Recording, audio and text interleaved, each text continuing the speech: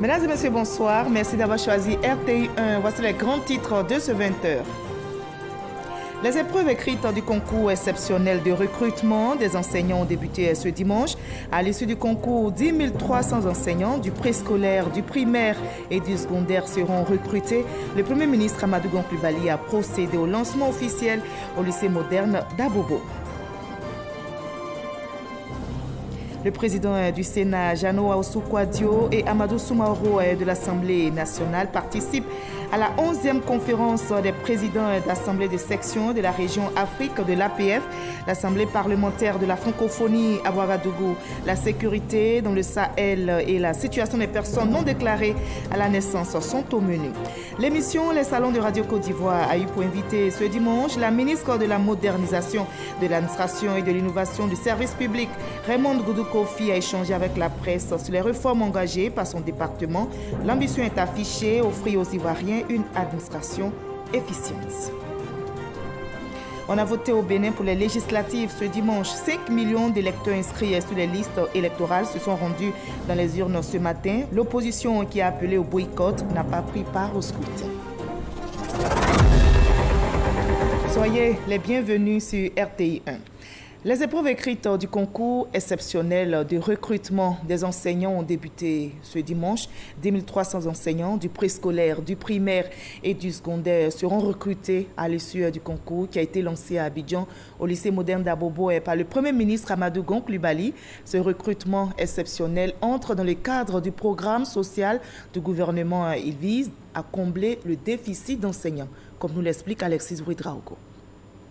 Moderne d'Abobo ce dimanche, Amadou Gon Coulibaly procède au lancement du concours de recrutement exceptionnel de 10 300 enseignants. Entre deux mots d'encouragement, une doléance d'une candidate, revoir à la hausse le nombre de recrues. Que nous autres, là, qui avons passé au moins 4 fois, 3 fois, là, on puisse avoir l'espoir, c'est facile à d'avoir. L'occasion pour le chef du gouvernement d'expliquer le chiffre de 10 300 enseignants retenus. Pour ce qui est de ce concours, c'est exceptionnel.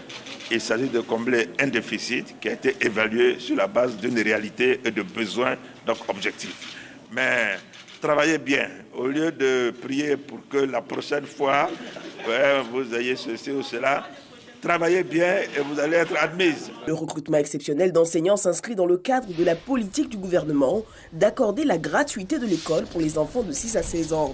Il est soutenu par la mise en œuvre d'un vaste programme de construction et d'équipement d'établissements scolaires sur toute l'étendue du territoire. L'investissement le plus important pour l'avenir d'un pays, c'est l'investissement dans l'éducation. C'est pour cela que la décision de l'éducation donc, pour tous a été prise.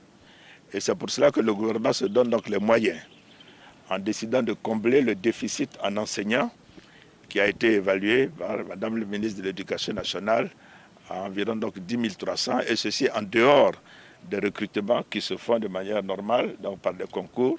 Elle a d'ailleurs lancé hier donc, le concours donc, normal d'entrée donc, au CAFOP. Au-delà du secteur de l'éducation, le gouvernement est aussi engagé à travailler au bien-être des populations. Nous avons noté qu'il était important, et le président de la République a décidé ainsi, que 2019 et 2020 permettent de régler au quotidien les questions auxquelles nos compatriotes sont confrontés tous les jours. L'accès à l'eau, l'accès à l'électricité, l'emploi donc des jeunes, l'éducation, la santé, etc. Donc je veux que tout le monde sache que c'est avec une grande détermination que le gouvernement, sous l'autorité du chef de l'État, mettra en œuvre le programme social du gouvernement. Je note que certains hommes politiques parcourent le pays parce qu'ils savent que nous allons régler tous ces problèmes, pour faire croire aux populations que c'est parce qu'ils sont allés ici et là qu'après le gouvernement a fait telle ou telle chose. Il faut leur dire, ils n'ont ni la capacité ni la compétence de faire injonction au gouvernement pour faire quoi que ce soit.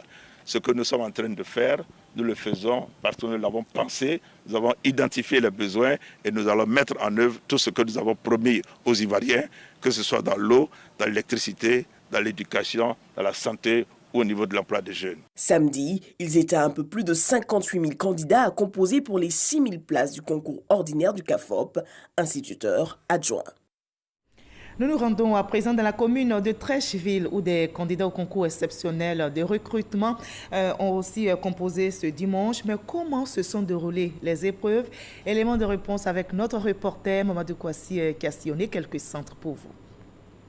3 centres pour accueillir les 1500 candidats au concours de recrutement direct des instituteurs adjoints dans la commune de Trècheville. Ces candidats ont reçu la visite du ministre François-Albert Amicha, représentant le ministre de l'Éducation nationale. Il est allé les encourager et les inviter à la concentration. Albert François Amicha soutient que cette action sociale du gouvernement permet d'œuvrer pour une école de qualité. C'est un effort que le président de la République a accepté, que le gouvernement puisse consentir en recrutant de manière exceptionnelle plus de 10 000 enseignants. Donc cela vous permet d'avoir un emploi. Deuxième objectif, c'est de permettre à notre système éducatif d'être plus compétitif, d'être plus performant. Ces candidats composent dans 3 matières, à savoir le français, les mathématiques et la culture générale. J'espère aussi fait partie des 10 300 enseignants qui seront recrutés à l'issue de ce concours exceptionnel. Ils étaient à l'heure donc dans les différents centres à Boaké pour affronter les épreuves écrites. Voyons le déroulement du concours ce dimanche dans la région de Boaké avec notre reporter Chaltatou. 6 884 candidats issus de la région de Gbeke sont dans la compétition du recrutement exceptionnel d'enseignants dans le préscolaire et primaire. Repartis dans 14 centres d'examen, tous ont répondu présent. Ils affrontent l'examen qui a commencé par l'épreuve de mathématiques. Ce recrutement exceptionnel d'enseignants concrétise le programme d'action sociale du gouvernement. Donc le programme social du gouvernement de 785 milliards de francs CFA réserve une part importante à l'éducation nationale et au secteur de la santé, donc, comme vous le savez. Donc c'est une très très bonne nouvelle. Et le recrutement dans le secteur de l'enseignement fait partie de ce programme social-là et qui démarre donc de façon beaucoup plus concrète pour les populations. Nous faisons le tour pour voir comment les choses se passent. L'ambiance est bonne, les candidats sont concentrés. Je constate que plus de 60% de candidats sont des femmes. Sur les 6 884 candidats, 2 884 proviennent de la direction régionale de Boaké 1 et le reste pour la direction régionale de Boaké 2. Les épreuves se déroulent aussi à Yamoussoukro et plus de 5000 candidats sont en liste dans la capitale politique ivoirienne pour ce recrutement exceptionnel d'enseignants. 2 membres du gouvernement, vous allez le voir, les ministres Raymond Goudou Kofi et Souleymane Diarrasoub ont donné le top départ des épreuves ce dimanche. Le reportage de Léon Bro. 8 heures ce dimanche au lycée Mami Adjoua de Yamoussoukro. Dans les salles d'examen, conseil du ministre de la modernisation de l'administration et de son collègue du commerce, suivi d'exercices pour déstresser. Les candidats peuvent ainsi affronter les épreuves comptant pour le recrutement exceptionnel d'enseignants contractuels. Le président de la République veut que personne ne soit à marge du train de l'émergence. Et il souhaite que tous les enfants de Côte d'Ivoire puissent s'insérer dans le tissu social et économique. Donc, par cette disposition, dans le cadre du programme social du gouvernement, il a décidé, Monsieur le Président de la République, de vous accorder une chance. Je pense que cette chance-là, il faut la saisir. C'est une chance inouïe que Son Excellence, Monsieur le Président de la République, vous donne aujourd'hui par rapport à ce recrutement exceptionnel. Donc, mettez-vous ça à l'esprit, soyez détendus, mais la meilleure chose, c'est d'aborder les épreuves avec beaucoup de calme. 10 300, le nombre de postes à l'issue de ce recrutement exceptionnel dans le cadre du programme social de gouvernement pour aussi réduire le déficit d'enseignants dans le préscolaire, le primaire et le secondaire. Dans la capitale politique, ce sont 11 centres pour 5 298 postulants, une compétition dans la transparence. Chaque candidat, n'est-ce pas, dispose de code barre qui met sur sa copie et son identité, de sorte qu'on ne puisse pas tricher. Et nous espérons qu'au finish, les enfants comprendront que c'est par leurs propres efforts qu'ils peuvent réussir ces concours. Au bout de cette transparence, des enseignants de qualité pour un système éducatif de qualité. Et je rappelle que les épreuves écrites du concours exceptionnel de recrutement des enseignants du préscolaire, du primaire et du secondaire qui ont démarré ce dimanche se déroulent sur l'ensemble du territoire. Nos reporters ont promené leurs caméras dans les centres à Abidjan et à l'intérieur du pays. Voyons le constat. Lycée technique de Cocody, un des 5 centres de la commune. 7h30, bientôt le début des épreuves du concours de recrutement exceptionnel d'enseignants exécuté dans le cadre du programme social du gouvernement. Ici sont concernés les contractuels adjoints du préscolaire et du primaire. Une dernière révision n'est pas de trop pour ce candidat. La première épreuve, les mathématiques, distribution des copies. Les candidats apprécient les différents sujets. Il est un peu plus de 10 heures. Le ministre Bruno Nabagné-Koné, à charge de la construction du logement et de l'urbanisme, comme ses autres collègues du gouvernement, s'imprègne de la bonne tenue du concours.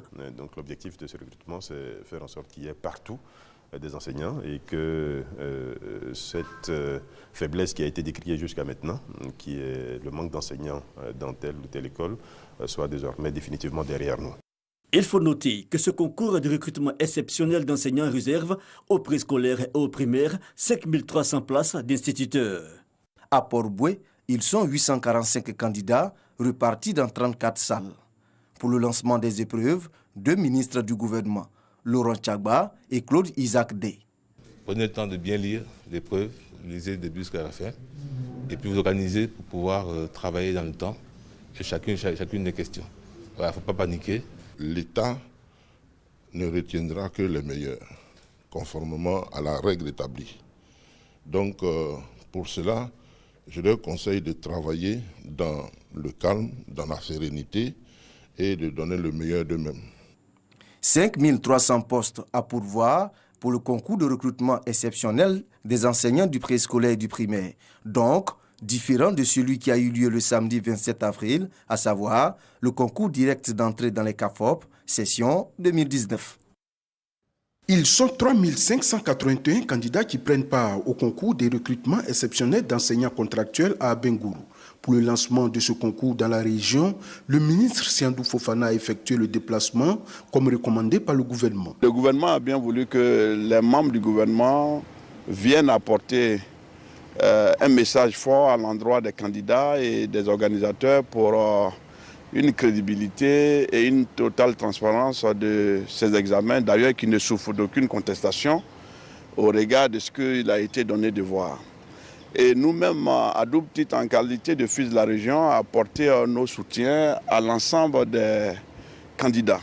Le ministre du Tourisme a visité successivement 3 établissements scolaires, le collège moderne d'Abengourou, le collège Notre-Dame et le lycée moderne d'Abengourou. Dans les différents établissements visités, les candidats qui composent pour cette matinée en mathématiques se disent confiants. Il est 7h45. Nous sommes au groupe scolaire Claire-Ange, l'un des 6 centres dans lesquels composent les 2591 candidats. C'est ici que le lancement du concours au niveau du Bassa Sandra a lieu. 8h, la sirène retentit. Félix Anoblé et Emmanuel Essis, 2 membres du gouvernement, procèdent à la distribution du premier sujet. Un sujet jugé abordable par les candidats. Les exercices ne sont pas difficiles. J'arrive à traiter. Le chef de l'État a décidé de donner une chance à un certain nombre de jeunes Ivoiriens. On ne peut qu'être satisfait de ce qui se fait donc pour nos jeunes frères, pour nos enfants. La tricherie est combattue ici. Les 2591 candidats du Bassa Sandra composent à l'instar des autres en mathématiques, en français et en culture générale.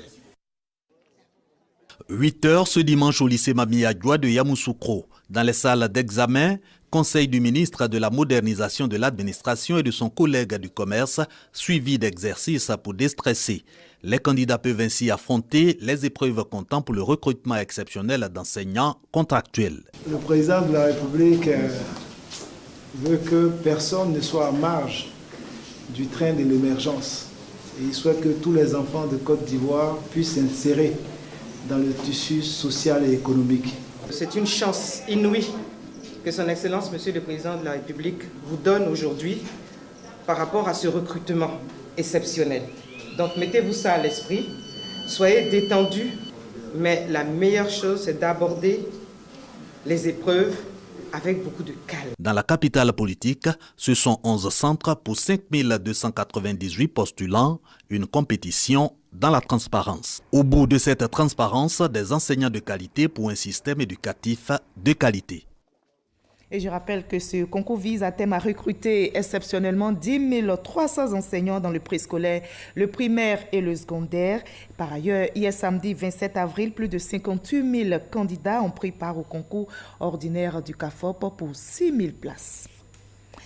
Ce dimanche 28 avril, elle était dans les salons de Radio Côte d'Ivoire. La ministre de la Modernisation de l'Administration et de l'Innovation du Service public a échangé pendant près d'une heure avec les journalistes au cours de cette émission de la Radio nationale. Si vous avez raté ce rendez-vous, la rédaction de RTI 1 vous donne l'occasion maintenant de vous faire une idée. Notre administration, selon la ministre Raymonde Goudou Kofi, va offrir aux Ivoiriens un service de qualité où la lourdeur, la lenteur et la corruption n'auront plus leur place. Grâce Kando. Le ministre de la Modernisation et de l'Innovation du Service public invitait des salons de Radio Côte d'Ivoire. L'émission s'inscrit dans le cadre du programme social du gouvernement. Au cours des échanges, plusieurs sujets sont passés en revue, en ligne de mire, les missions assignées à ce département ministériel. Nos missions, c'est de coordonner toutes les activités dans le cadre de la modernisation qui ont déjà été menées par les autres départements ministériels. Nous avons en charge d'élaborer la politique de l'informatisation. Nous sommes en train d'y travailler. Bientôt, nous allons faire un atelier qui va permettre justement de prendre l'avis de tous les départements concernés par cette politique d'informatisation. Et puis nous avons d'autres activités en lien telles que la moralisation de notre petite population concernant les fonctionnaires. C'est important. Nous avons la transparence, n'est-ce pas, de nos structures. Tout cela conduit à la gouvernance. Il faut qu'il y ait également la formation adéquate, l'information juste et permettre également d'avoir une administration tout à fait efficace et d'accès facile. Pour une administration plus efficace et performante, un système de dématérialisation des procédures administratives existe. C'est-à-dire aujourd'hui la numérisation des différentes directions. Plus notre administration aura accès aux techniques d'information et de communication, donc l'éthique, plus les différents départements, disons notre administration, ça donnera, n'est-ce pas, à l'appropriation d'éthique, et plus nous aurons donc la satisfaction de voir les personnes ne plus faire face à tous ces griefs qui sont énoncés. À ces initiatives s'ajoute un système de profit et de codification des postes de travail. C'est un autre aspect justement de la modernisation de l'administration, parce que lorsque vous avez des effectifs qui sont trop élevés pour certains postes, pour certains endroits, d'autres où il y a moins d'effectifs, ça crée un problème au niveau donc du personnel et des fonctionnaires surtout. Quand on vous envoie pour travailler à l'intérieur du pays, ça veut dire que la population en a besoin. Mais si pour des raisons quelconques, vous décidez de ne pas aller à l'intérieur du pays, il y a donc un sureffectif dans la zone sud, c'est-à-dire la zone d'Abidjan, et tous ceux qui sont à l'intérieur du pays sont défavorisés. C'est ce que nous sommes en train de faire pour effectivement recueillir toutes ces données et puis les corriger. Modernisation de l'administration ivoirienne, enjeux et perspectives. Thème retenu pour ce 6e numéro des salons de Radio Côte d'Ivoire dans le cadre de la promotion du programme social du gouvernement. Et par la magie de nos caméras, rendons-nous au Burkina Faso qui abrite la 11e conférence des présidents d'assemblée et de section de la région Afrique de l'APF, l'Assemblée parlementaire de la francophonie, la sécurité dans le Sahel et la situation des personnes non déclarées à la naissance sont au menu. L'appel est lancé à une action commune des États pour faire face aux problèmes. Les présidents Jano Aoussou Kouadio du Sénat et Amadou Soumaoro de l'Assemblée nationale y prennent part. Moussa Konaté depuis Ouagadougou. La situation sécuritaire au Sahel et la non-déclaration des naissances demeurent une préoccupation pour les parlementaires de l'espace francophone. Des sujets au cœur de la 11e conférence des présidents d'assemblée et de section de la région Afrique de l'APF, l'Assemblée parlementaire de la francophonie.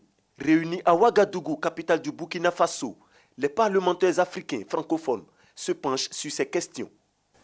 Certains de nos États sont confrontés au terrorisme, au crime organisé transfrontalier et au trafic d'êtres humains sans précédent dans leur histoire. Le péril est communautaire, la riposte doit être communautaire et notre organisation l'a si bien compris. L'autre fléau est la situation de l'état civil dans notre continent. Selon l'UNICEF, en 2016, près de 50% des individus non enregistrés se trouvent en Afrique. L'Afrique, fortement touchée par le phénomène des personnes non enregistrées à l'état civil. La zone du Sahel, environ 3,53 millions de kilomètres carrés, en proie aux attaques terroristes récurrentes ces dernières années. Les parlementaires africains sont invités à plus d'engagement pour faire face à ces fléaux. Les pays d'Afrique se disent que ce combat qui se mène au Sahel contre le terrorisme et contre les forces négatives est leur combat d'abord, avant d'être le combat de quelqu'un d'autre, même si nous avons des partenaires qui nous soutiennent.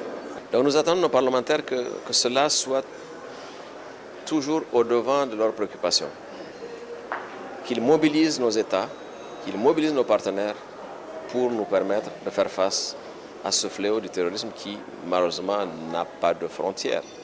Comment voulez-vous qu'un jeune enfant puisse assurer son avenir et être en mesure de prendre en charge sa famille si déjà il n'arrive pas à traverser le cadre de l'école primaire, tout simplement parce qu'il n'a pas de pièce d'identité, il n'a pas d'acte civil. Et nous pensons aussi que la femme, comment voulez-vous qu'elle puisse bénéficier d'un prêt dans le cadre d'une activité génératrice de revenus si déjà elle n'a pas la possibilité d'être reconnue sur le plan légal. Dans les États où cela existe, il est bon que le cadre juridique soit toiletté pour coller aux exigences du moment. La conférence des présidents est l'instance de haut niveau au sein de l'APF pour échanger sur des problèmes d'intérêt majeurs. Elle est composée de 27 pays membres dont la Côte d'Ivoire, représentée à cette rencontre par les présidents du Sénat, Jano Ahoussou-Kouadio, et de l'Assemblée nationale, Amadou Soumaoro. Les États membres de l'APF doivent mutualiser leurs moyens et leurs ressources pour faire face à tous les défis qui se posent à nous, surtout dans cette région du Sahel. Nous avons abordé la question des enfants exposés à l'apatridie.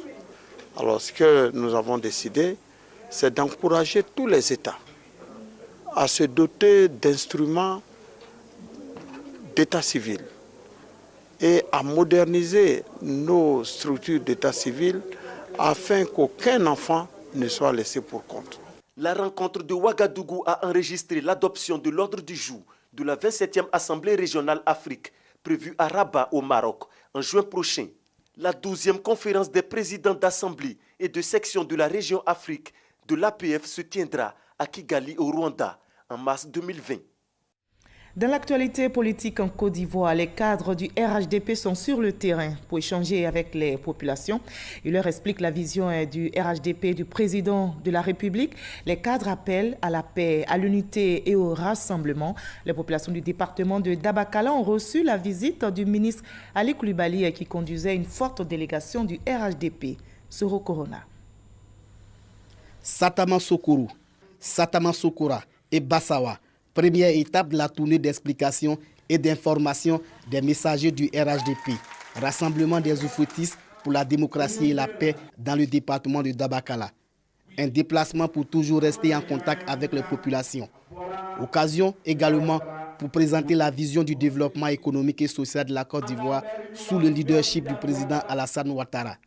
Le soutien au président de la République est total. Ce que j'ai constaté, c'est que les populations de Dabakala adhèrent totalement au socle de valeurs que prône le président de la République. Les membres du conseil politique et les cadres du RHDP sont revenus sur les investissements faits à Dabakala. Le secteur de l'électricité où nous étions à un taux d'électrification de 9,36%. Aujourd'hui, où je vous parle, nous sommes à un taux d'électrification de 73%. Le contexte macroéconomique que présente aujourd'hui la politique du président de la République fait de telle sorte qu'un grand groupement comme le RHDP apparaît comme le seul à pouvoir soutenir la paix. Tendance sur quoi pour le RHDP parce que c'est de façon volontaire que la population a adhéré. Donc nous demeurons toujours RHDP. Un seul point exprimé par les populations du département de Dabakala. Nos populations ont soif de voir le président de la République. Et donc, elle l'invite à fixer la date de la visite d'État qu'il entend effectuer dans le Hambol. Tout en saluant les acquis pour le développement, les populations ont émis quelques doléances. Le bitumage de l'As Boaké Bassawa, la construction de nouveaux centres de santé et de pompes villageoises. On passe aux activités de la jeunesse panafricaine et démocratique. JIPAD qui a choisi Boaké pour sa rentrée solennelle 2019. Éducation et insertion socio-professionnelle de la jeunesse. Quels enjeux pour la stabilité politique de l'Afrique? C'est le thème de cette rentrée qui s'est effectuée en présence du ministre des Transports Amadou Koné. Reportage signé Kades Ougodogo. Ils sont venus de toute la Côte d'Ivoire, mais également de la Tunisie, du Mali et du Burkina Faso. Ces jeunes membres de la jeunesse panafricaine et démocratique, JIPAD, qui militent pour la paix, la dignité et la justice dans tous les États africains. Pour leur entrée solennelle, un thème, éducation et insertion socio-professionnelle de la jeunesse. Quel enjeu pour la stabilité politique de l'Afrique? Il est clair qu'ici, les États africains doivent mettre l'accent sur l'autonomie des jeunes. L'insertion socio-professionnelle des jeunes fait partie des maillons essentiels pour le développement d'une nation. Et aujourd'hui, dans notre dynamique, en tant que structure panafricaine, nous avons voulu organiser cette grande activité avec pratiquement plus de 5000 jeunes mobilisés ici à Boaké, venus de divers horizons. Le grand défi aujourd'hui pour nous, c'est d'avoir une jeunesse consciente, une jeunesse qui apporte plus à la nation, peu importe le pays. Cette rentrée 2019 de la JIPAD avait pour parrain le ministre de la Communication et des Médias, Sidi Touré. Son représentant est porteur d'un message. Nous avons reçu aujourd'hui des jeunesses de Boaké et surtout de toute l'Afrique, une jeunesse disciplinée, consciente, responsable, qui connaît sa place. Parce que sa place, c'est dans le développement, sa place, c'est dans la paix, sa place, c'est dans la démocratie. Il est aux côtés de cette jeunesse. Quoi de plus normal pour le ministre des Transports de saluer cette forte mobilisation. Félicitations pour cette importante mobilisation. Nous savons que nous pourrons continuer de compter sur vous pour mobiliser donc la jeunesse ivoirienne au civisme, au travail et au développement. Prochaine étape, une tournée africaine où la JIPAD ira à la rencontre des jeunes de plusieurs pays africains afin de donner un impact positif aux politiques d'insertion des jeunes. Et on passe à cette autre question. Dans ce 20, quel plan d'urbanisation à l'horizon 2025 en Côte d'Ivoire surtout? Quel rôle devraient jouer les chefs-lieux des régions et districts? Ces questions ont été évoquées au magazine du dimanche, au journal de 13h présenté par Hamza Diaby. Il a reçu M. Krakouman, directeur de l'urbanisme. Je vous propose un extrait de leur entretien. Le plan d'urbanisme directeur est un outil prospectif et réglementaire qui permet aux gestionnaires de la ville d'avoir une vue sur le long terme. Et ça, c'est à l'horizon 2025. Et pour ces études, nous avons pris l'horizon 2025 parce qu'il s'agit des villes moyennes. Mais pour la ville d'Abidjan, c'est l'horizon 2030. Et donc, ces études qui vont permettre d'ici 2025 de pouvoir faire les projections nécessaires pour réaliser les infrastructures, pour réaliser les équipements. Il faut avoir projeté ces espaces bien avant. C'est ce qui arrive souvent quand il n'y a pas de... Ce qui arrive souvent quand il n'y a pas eu de projection, c'est que c'est au moment de réaliser les projets qu'on se met à chercher de l'espace. Et là, dans l'urgence, on ne peut pas être efficace. Et donc, ces outils de planification permettent en réalité d'avoir de la visibilité dans le financement, dans l'investissement et dans la mise en œuvre des outils de planification. Nous avons des villes qui s'étalent de manière horizontale et par une succession de lotissements sans une étude préalable qui permette de projeter le développement. Et je pense que cette action va permettre inévitablement de mettre fin à cette anarchie. Je vous propose le reste de l'actualité à l'étranger dans le 7 sur 7. Voyons ce qui a marqué l'actualité internationale cette semaine avec Woyon Télé Soro et Alexis Ruidraoko.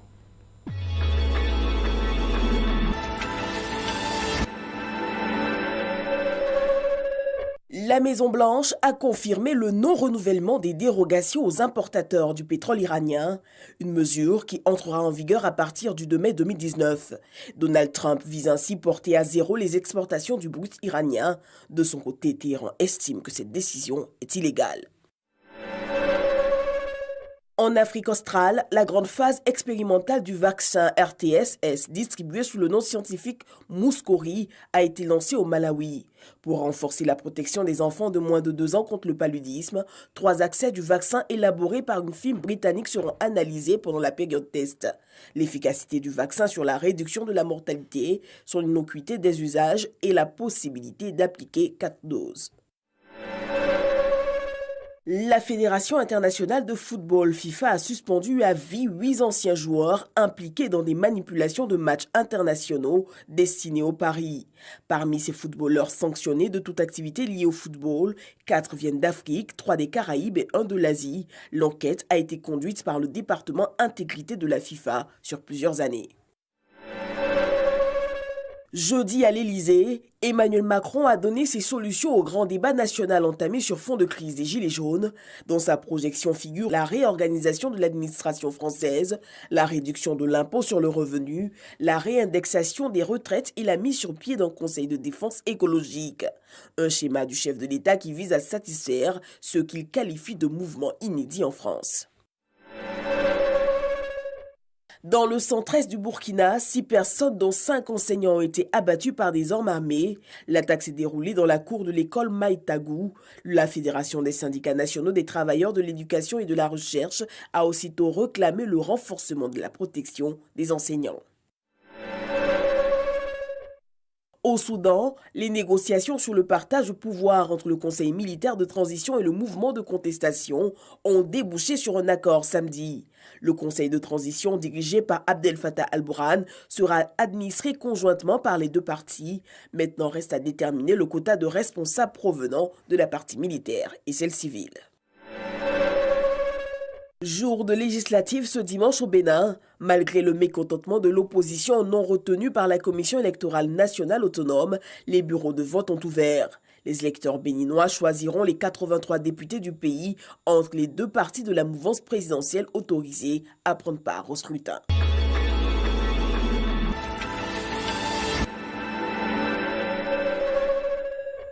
Voilà, ainsi va le monde. Je rappelle avant de nous séparer que le mercredi 1er mai est jour de travail, jour de la fête de travail, déclaré jour férié, chômé et payé sur l'ensemble du territoire ivoirien. Très belle soirée. À 23h, retrouvez Kolo Klubali. Demain 20h, vous avez rendez-vous avec Fatou Fofana. Très belle soirée sur RTI 1.